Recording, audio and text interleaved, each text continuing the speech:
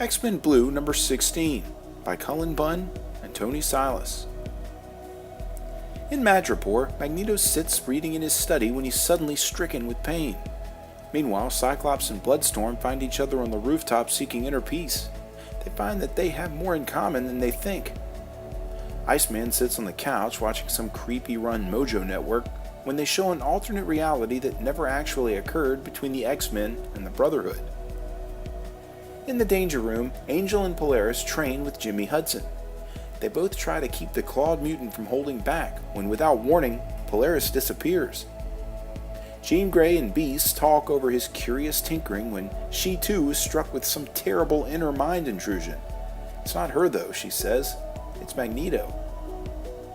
They both enter his chambers and he tells Jean to read his mind.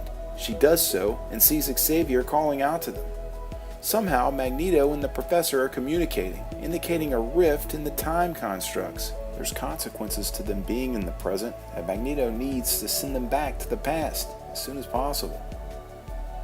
In the basement sits a time machine, and with Danger at the controls, explains that the plan is to send them back. Beast explains that in the past they already saw themselves already there. Danger suddenly disappears as well. Jean guesses that somehow someone has found where the X-Men are supposed to be, but aren't. Beast mans the controls and zips the blue team across the universe. Along the way they encounter some mystery battle, a prehistoric landscape littered with dinosaurs, Apocalypse, Scott and Jeannie's wedding, the Dark Phoenix saga, and finally to their unintended destination. They look up and see the X-Men of 2099, a mysterious group of mutants who tell them that they're not where they're supposed to be. Where that is and who these people exactly are, we'll have to wait though, as this issue is left to be continued.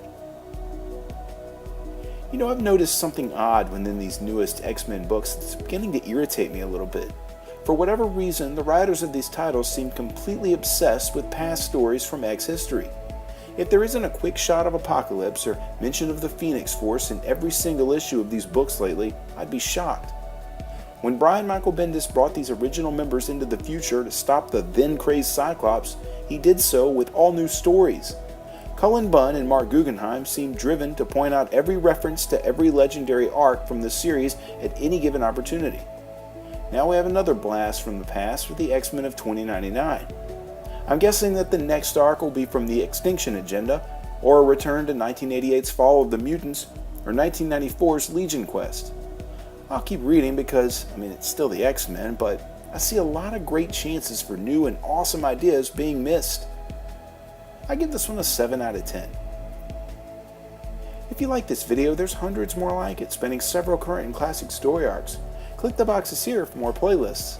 This video is also accompanied by my blog at nerdiestkidyouknow.com.